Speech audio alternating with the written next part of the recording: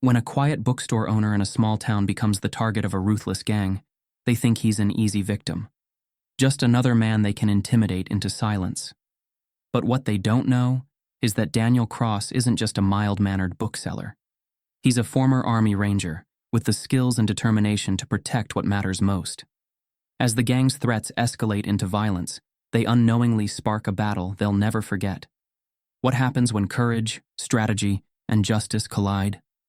Stick around to witness how one man's past becomes his town's salvation. Nestled in the foothills of the Blue Ridge Mountains, the town of Maplewood was a place that seemed frozen in time. Its cobblestone streets, lined with cozy cafes and vintage storefronts, carried a charm that had drawn families and travelers for generations. At the heart of the town stood Cross Books, a modest but beloved bookstore tucked between an antique shop and a corner bakery. The store's worn wooden sign swayed gently in the breeze, its faded letters a testament to its years of service to the community. Inside, the scent of aged paper and fresh coffee created a comforting cocoon. The shelves, meticulously organized by genre, rose to the ceiling, packed with everything from tattered classics to glossy new releases. A reading nook by the window offered a view of the bustling square, where children played and neighbors greeted one another with friendly waves. Behind the counter stood Daniel Cross, the bookstore's owner. Daniel was a man of quiet habits and fewer words, but his presence commanded respect. His broad shoulders and sharp jawline hinted at a life of strength, yet his soft-spoken demeanor and kind eyes told a different story. Customers often noted the contrast between his welcoming smile and the faint scars that traced the edges of his hands and forearms. Scars that Daniel never explained and no one dared to ask about. To most, Daniel was a mystery. He had arrived in Maplewood 5 years earlier, purchasing the struggling bookstore and transforming it into a thriving hub for the community. He had quickly earned the trust of the townsfolk, not only through his warm interactions, but also by his unwavering dedication to the store and its visitors. Children flocked to his Saturday story sessions, while older patrons found solace in his quiet company during slower afternoons. Yet, there was something about him that made people pause. His movements were deliberate, almost too precise, as though each step and gesture had been rehearsed. He never spoke about his past, deflecting questions with a polite chuckle or a change of subject. But for those who paid close attention, the way Daniel seemed to instinctively position himself with his back to a wall, or his quick reaction to sudden noises, hinted at a life far removed from the tranquil rhythms of Maplewood. It started with whispers. A group of out-of-town troublemakers had been seen frequenting the diner at the edge of Main Street. Their loud voices and crude jokes had unsettled the regulars, but no one thought much of it. That changed when one of the gang members spray-painted slurs on the side of the local grocer's wall late one night. A week later, Daniel arrived at his store early one morning to find his front window cracked, a jagged hole punched through the glass. A brick lay on the floor inside, wrapped in a piece of paper with the word "Leave" scrawled in jagged letters. He knelt by the brick, his expression calm but unreadable. The note didn't anger him. It intrigued him. It was a calculated move, designed to provoke fear. But fear wasn't an emotion Daniel entertained easily. That evening, as he replaced the glass, several neighbors stopped by to offer their support. "You should call the sheriff," suggested Mrs. Winslow, a retired school teacher who had lived in Maplewood her entire life. Daniel shook his head with a small smile. "It's just a broken window. Nothing to worry about." "It's not just the window, Daniel," she pressed. "That gang has been stirring up trouble all over town. They're dangerous." Daniel's eyes softened as he looked at her. "Thank you, Mrs. Winslow. I'll take care of it." But he didn't call the sheriff. Daniel had learned long ago that relying on authorities often led to disappointment. Instead, he began locking up earlier and double-checking the security of his shop each night. Despite the tension, Daniel remained composed. When a customer mentioned the gang during a book signing event, Daniel's response was measured. "It's a shame to see people driven by hate," he said. "But hate doesn't last. It burns out when it's ignored." Yet his calm exterior masked a readiness that only a few could recognize. Late one evening, when he was locking up, a sound behind him caused him to spin instinctively, his body poised and balanced as though anticipating a fight. It was only a stray cat knocking over a trash can, but the swiftness of Daniel's reaction was telling. As he exhaled and relaxed his stance, his mind wandered to the past he had worked so hard to bury. He had left that life behind for a reason, but the faint unease in the air of Maplewood told him he might not be able to keep it buried much longer. The quiet charm of Maplewood began to fray at the edges as the gang's presence grew bolder. At first, their antics were easy to dismiss. Crude graffiti scrawled on alley walls, trash cans overturned near the diner, and loud, drunken arguments spilling out onto the street. But it didn't take long for their harassment to turn personal, and Daniel Cross's bookstore became a target of their aggression. It started with small acts of defiance. Flyers advertising upcoming book signings were torn from the community bulletin board and scattered in the dirt. A box of new inventory left outside the bookstore's back door vanished overnight, only to be discovered weeks later in a muddy ditch outside of town. Then came the spray paint. One morning, Daniel arrived at the store to find the words, "Go home," scrawled in angry red letters across the front door. He stood there for a long moment, his expression unreadable, before calmly retrieving a bucket of soapy water and a scrub brush from inside. As he worked, curious neighbors paused to watch, their whispers filled with concern. "You can't let them get away with this, Daniel," said Mr. Jensen, the elderly owner of the hardware store. "If you don't stand up to them, they'll just keep pushing." Daniel glanced over his shoulder, offering a small smile. "Standing up doesn't always mean pushing back, Mr. Jensen." Emboldened by Daniel's refusal to escalate, the gang began targeting him directly.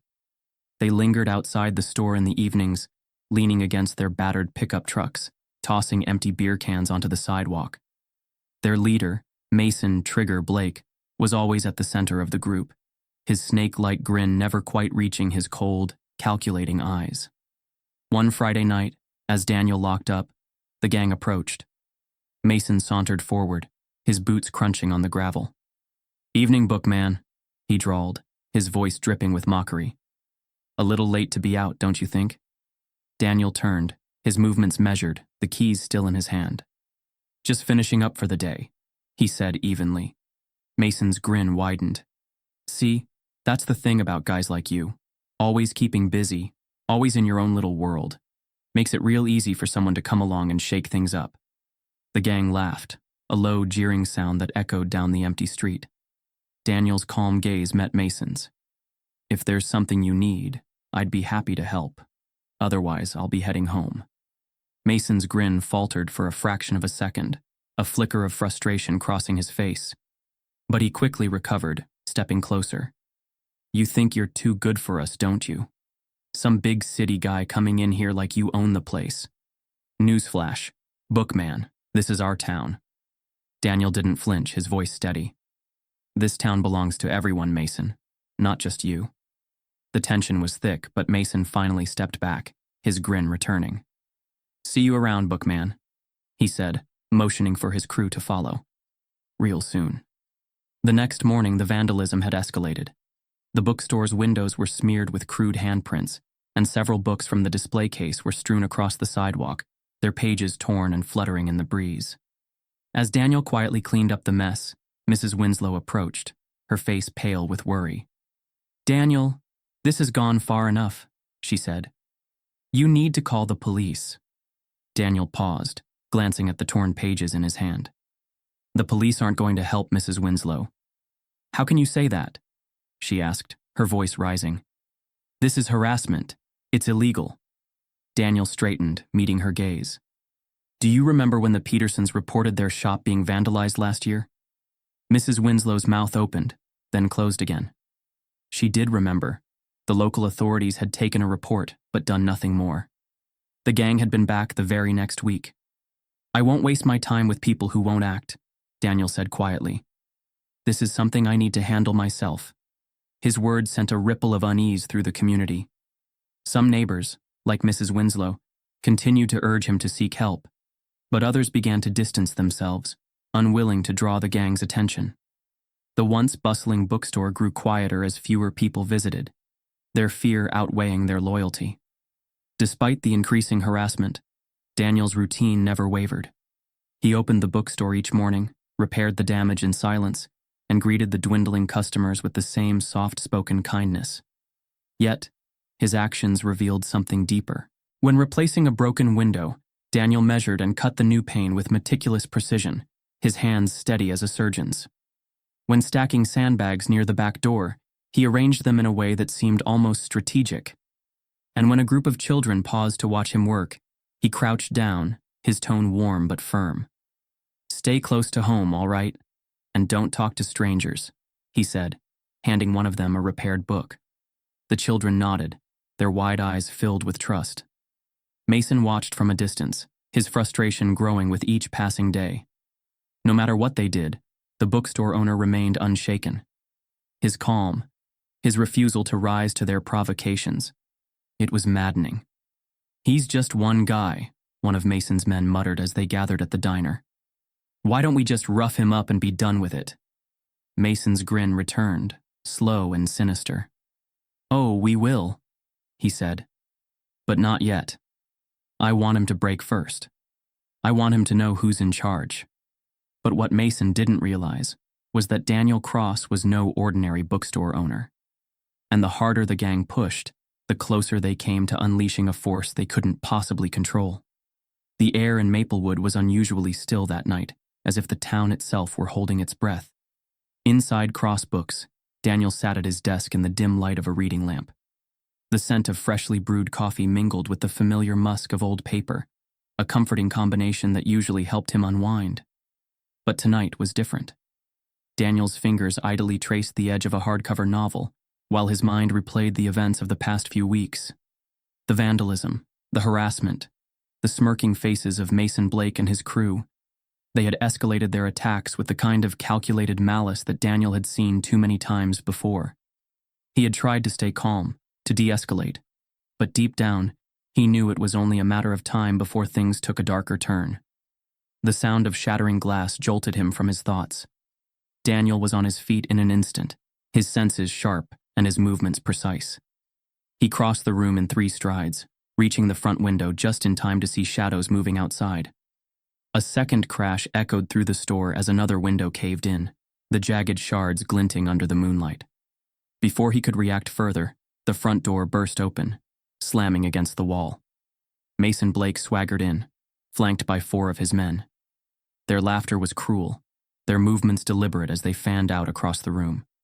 "Well, well," Mason drawled, his grin as sharp as a blade. "Look at this. Cozy little place you've got here, bookman." Daniel's jaw tightened, but his voice remained steady. "You've made your point, Mason. Leave before you make this worse." Mason's grin widened, his eyes gleaming with mockery. "Worse? Nah, we're just getting started." The gang set to work, overturning bookshelves and smashing display cases. One of them grabbed a can of spray paint and began defacing the walls with hateful slurs. Another ripped apart books, scattering their torn pages like confetti. Daniel stood his ground, his fists clenched at his sides. "You're going to regret this," he said quietly. Mason stopped mid-laugh, turning to face him. "Regret," he repeated, his voice dripping with mockery. "The only one who's going to regret anything is you, bookman." Mason stepped closer, invading Daniel's space. "You think you're better than us, don't you? All high and mighty with your fancy books and your holier-than-thou attitude." Daniel's eyes narrowed. "I don't think about you at all." That was enough to snap Mason's thin patience. With a snarl, he lunged, his fist connecting with Daniel's jaw in a brutal strike. The impact sent Daniel stumbling back into a bookshelf, his head swimming. The others joined in, landing punches and kicks as Daniel struggled to protect himself. Pain radiated through his body, but his mind remained clear, analyzing their movements and waiting for an opening. Finally, Mason stepped back, breathing heavily as he wiped his knuckles on his jeans. "You're not so tough now, are you?" Daniel didn't respond. He simply pulled himself upright, his breath ragged but controlled. His silence seemed to unnerve Mason, who spat on the ground before motioning for his crew to leave. "Let this be a lesson, bookman," Mason said, his grin returning. "This is our town. Don't forget it." Long after the gang had left, Daniel sat alone in the wreckage of his store. The silence was deafening, broken only by the faint creak of a damaged bookshelf. Blood trickled from a cut above his eyebrow, and bruises were already forming along his ribs and arms. He leaned against the counter, his eyes scanning the destruction. Torn books lay in heaps on the floor, their stories and knowledge reduced to meaningless scraps. The hateful words scrawled across the walls seemed to mock him, their crude lines a stark contrast to the elegance of the words they had erased. As Daniel's gaze fell on a photo tucked behind the counter, a picture of him standing with his old ranger unit, their faces weathered but proud, something shifted within him. He had left that life behind for a reason. He had sworn to build a new life, one free from violence and bloodshed. But Mason Blake and his gang had crossed a line. The scent of gunpowder and the crack of distant gunfire filled Daniel's memory. He saw himself crouched in the dense jungles of a foreign land, his team moving silently through the underbrush. Every breath had been measured, every step calculated. "Eyes up, Cross," his commanding officer had whispered. "Stay sharp." The memory shifted to another moment, a night raid gone wrong, his team pinned down by enemy fire. Daniel had moved through the chaos like a ghost, his training guiding him as he neutralized threats and protected his squad. Back in the present, Daniel's hand moved instinctively to his side, where a faint scar served as a permanent reminder of that night. Daniel rose slowly, his movements deliberate despite the pain. He began cleaning up the store, but this time there was a new energy in his actions, a resolve that hadn't been there before. He secured the broken windows with plywood and swept the torn pages into a neat pile. Then, he made his way to the storage room at the back of the store. There, hidden beneath a false panel in the floor, was a metal box. Dust covered its surface, and the latch creaked as he opened it. Inside lay a collection of tools from his past, a combat knife, a sidearm, and a weathered set of dog tags. Daniel ran his fingers over the tags, his jaw tightening. He had hoped to leave this part of himself behind. But it was clear that Maplewood needed more than a quiet bookstore owner right now. The time for silence had passed. The soft light of dawn filtered through the cracked blinds of the bookstore, illuminating the wreckage Mason and his gang had left behind. Despite the destruction, Daniel Cross moved through the space with a calm precision, his steps measured, his breath steady. The quiet that filled the store was deceptive, a lull before the storm he knew was coming. In the back room of the bookstore, Daniel knelt before a storage closet. With deliberate movements, he slid aside a shelf, revealing a hidden compartment beneath the floorboards. His fingers brushed against the edges of the metal box inside, the cold surface a stark contrast to the warm wood around it. The latch gave way with a soft click, and Daniel lifted the lid to reveal the tools of a life he had tried to forget. A combat knife lay sheathed alongside a sidearm, its handle worn from use. A lightweight tactical vest was neatly folded next to a coiled length of paracord. Beneath them were dog tags bearing his name and rank. Cross, Daniel, Army Ranger. He hesitated, his gaze lingering on the tags. Memories flooded back unbidden.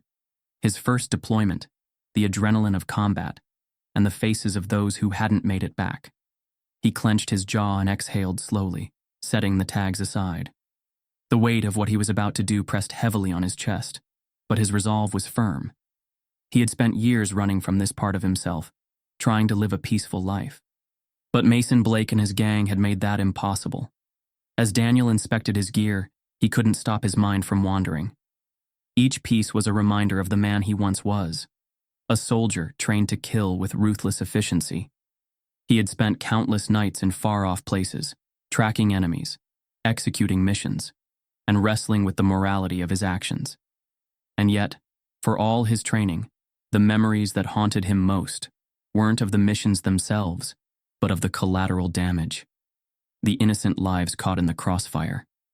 He paused, gripping the combat knife tightly in his hand. Would this be different? The faces of his neighbors flashed through his mind. Mrs. Winslow's gentle smile, the curious children who crowded his storytime sessions, and the few loyal customers who still came by despite the gang's intimidation. These people, his people, didn't deserve to live in fear. Daniel set his jaw, sliding the knife into its sheath. This isn't about revenge, he murmured to himself. It's about protection. Across town, in the dimly lit back room of a rundown bar, Mason Trigger Blake leaned back in a battered chair, a smug grin plastered across his face. His crew surrounded him, their voices rising and falling in a chaotic chorus as they planned their next move. "This guy's a joke," one of them scoffed, kicking back his boots. "He just stood there while we tore his place apart. What's he gonna do? Read us to death?" Mason chuckled, his grin widening. "Nah, he's got too much pride to call the cops, and now he's too scared to fight back. We've got him right where we want him." "What's the plan, boss?"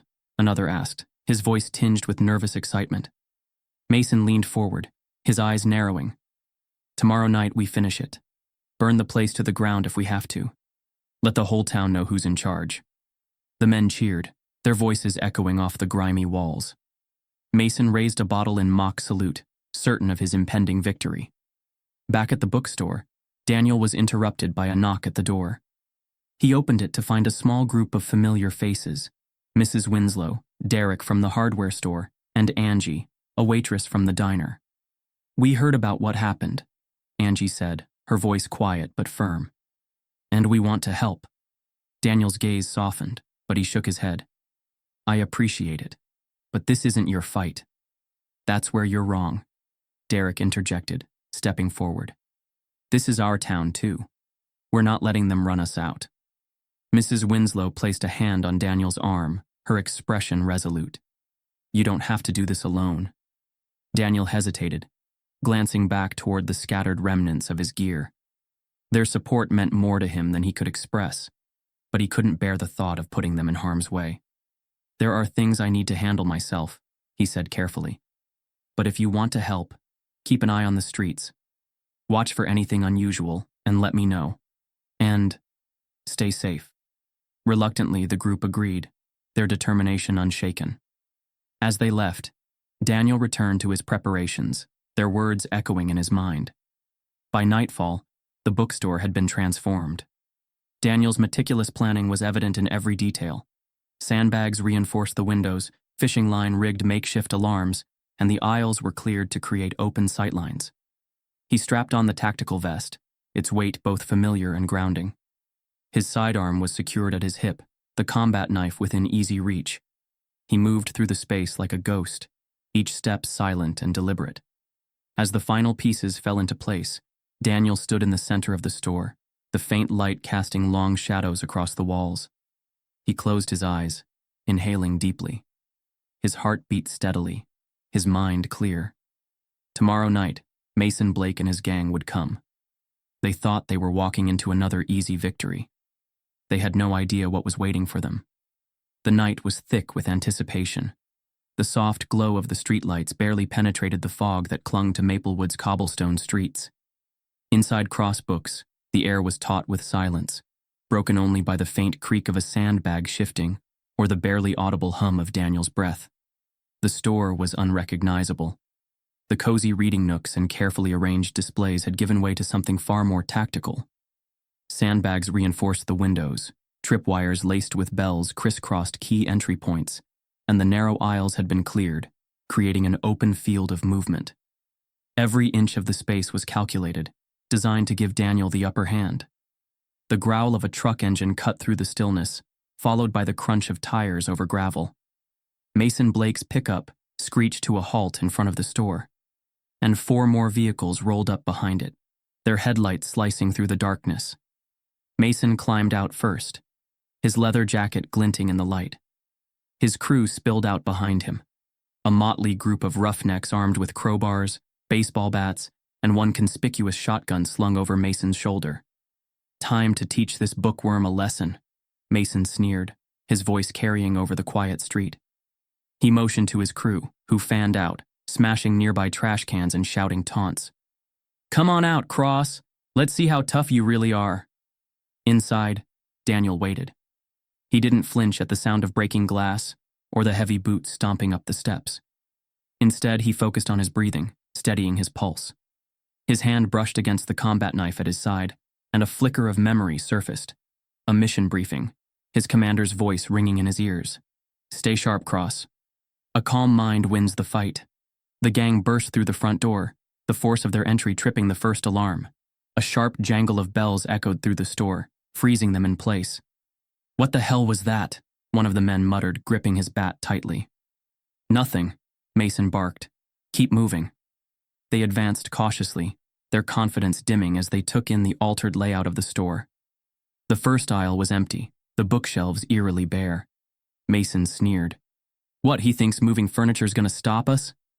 The moment they crossed the midpoint of the store, a sharp snap echoed, followed by the crash of a shelf collapsing behind them.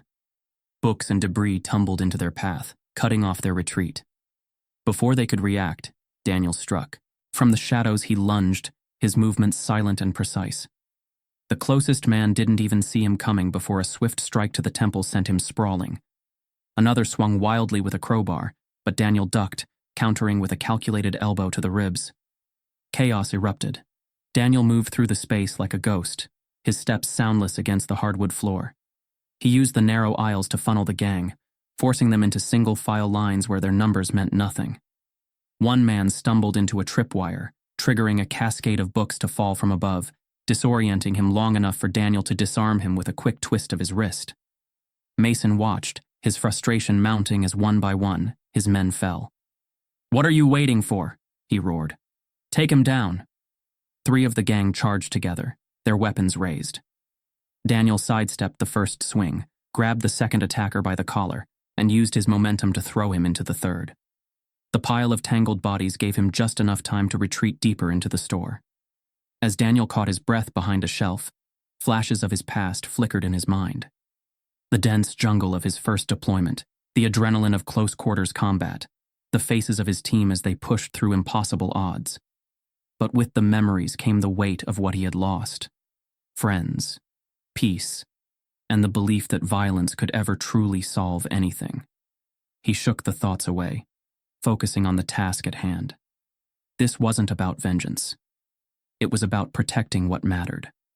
By the time Mason realized his crew was down to 2 men, his overconfidence had soured into a dangerous mix of anger and desperation. He grabbed the shotgun slung over his shoulder and kicked over a shelf, scattering books and debris. "Come out, Cross," he shouted. "Enough of this hide-and-seek crap." Daniel emerged from the shadows, standing calmly in the center of the room.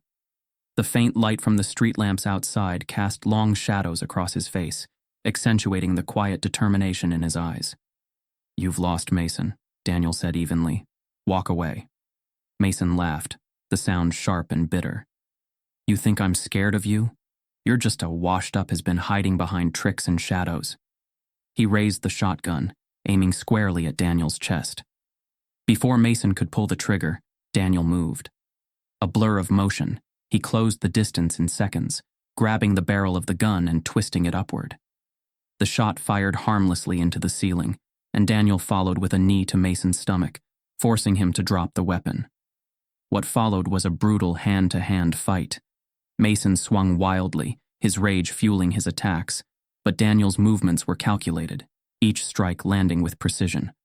A sharp jab to Mason's jaw sent him reeling, and a sweep of Daniel's leg took him to the ground.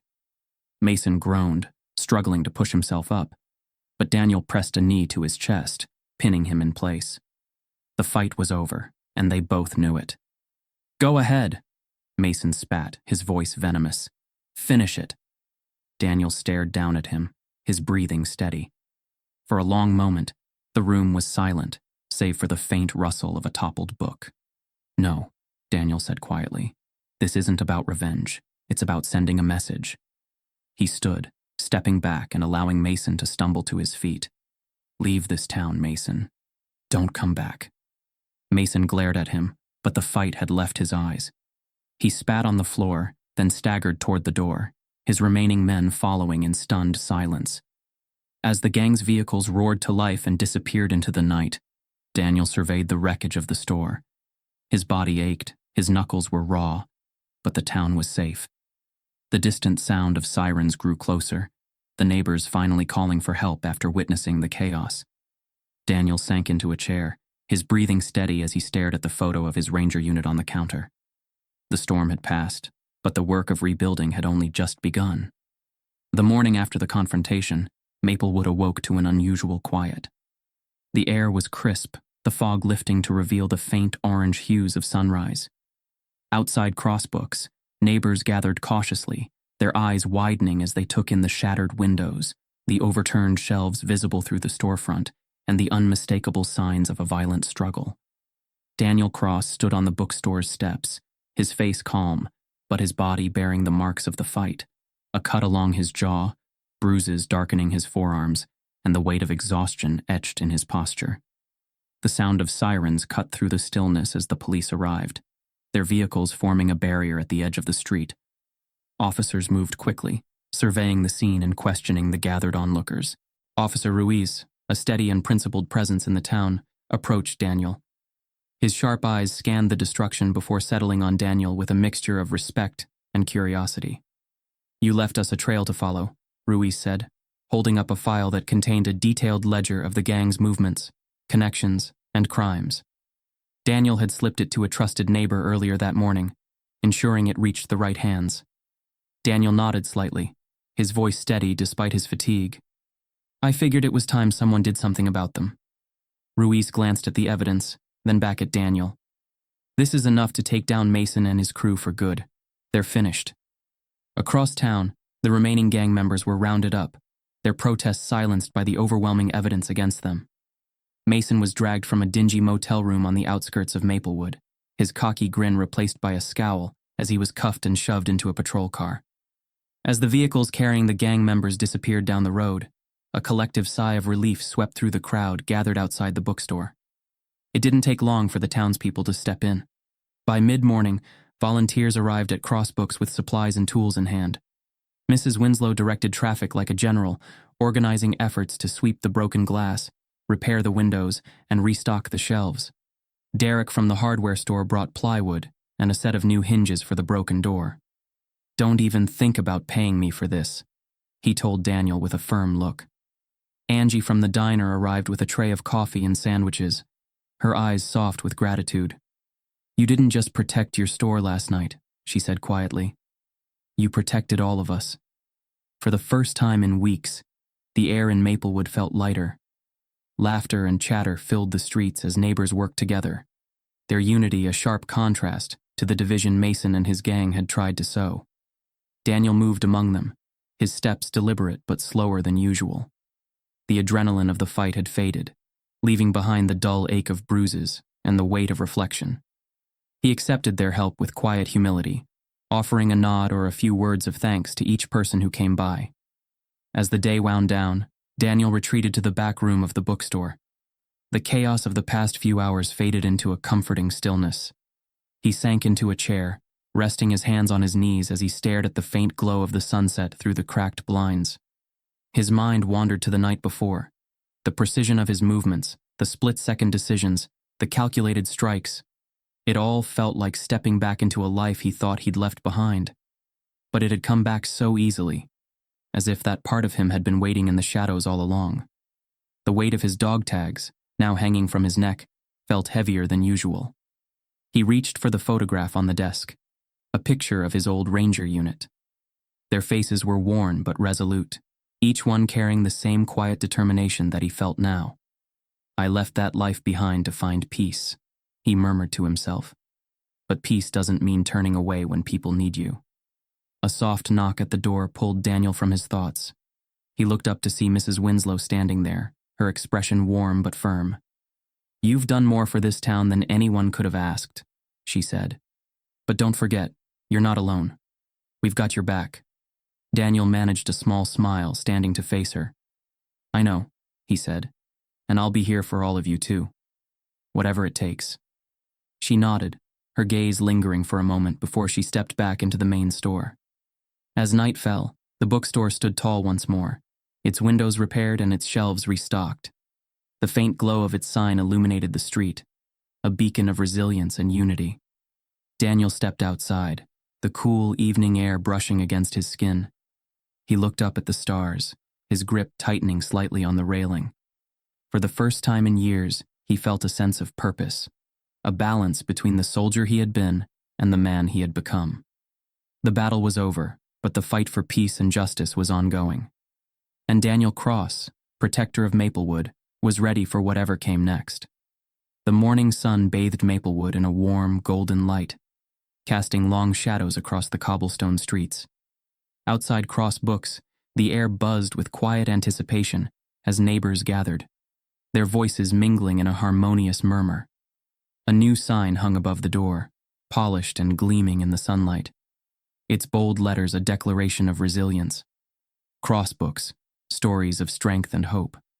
Daniel stood on the steps of the bookstore, his hands resting lightly on the railing. His bruises had begun to fade, though the ache in his ribs still lingered. Yet, there was a lightness in his expression that hadn't been there before, a quiet contentment born from the knowledge that his community had prevailed. The bookstore's reopening had become more than just an event. It was a celebration of unity. Tables lined the sidewalk, laden with baked goods, handmade crafts, and stacks of newly donated books. Children darted between the adults, their laughter carrying on the breeze, while neighbors exchanged smiles and warm embraces. Mrs. Winslow stood near the door, greeting visitors with her usual firm kindness. Angie from the diner handed out steaming cups of coffee, her apron dusted with flour. Even Derek, who rarely left his hardware store, was there, helping set up chairs for a small reading circle. Daniel watched it all quietly, his heart swelling with gratitude. As the crowd grew, Daniel stepped forward, his voice calm but carrying the weight of sincerity. "Thank you all for being here," he began. "This bookstore has always been more than just a place to buy books. It's been a place where stories are shared, where people come together, and where hope is found." He paused, his gaze sweeping the crowd. What happened here in the past few weeks could have broken us, but instead, it brought us closer. It reminded us of the strength we have as a community. The crowd erupted into applause, and Daniel nodded, a faint smile playing on his lips. This isn't just a new chapter for the bookstore. It's a new chapter for all of us. As the day unfolded, Daniel moved through the crowd with his usual quiet grace. He accepted thanks with humility, redirecting the praise to the resilience of the town. For many, Daniel was simply the bookstore owner, a reserved man with a kind smile and an uncanny ability to recommend the perfect book. But for those who had seen him stand firm against Mason and his gang, he was something more. Though few knew the full extent of his past, Daniel's actions had cemented him as a protector, a man who would do whatever it took to safeguard his community. "You're a good man, Daniel," Mrs. Winslow said softly as she passed him a cup of tea. "Don't forget that." As the sun dipped lower in the sky, painting the streets in hues of orange and gold, the gathering began to wind down. Neighbors lingered, reluctant to leave the warmth of the moment. Inside the bookstore, shelves were once again filled with stories waiting to be discovered. A new section had been added near the front, Stories of Resilience, featuring titles that celebrated courage, unity, and the power of standing up for what's right.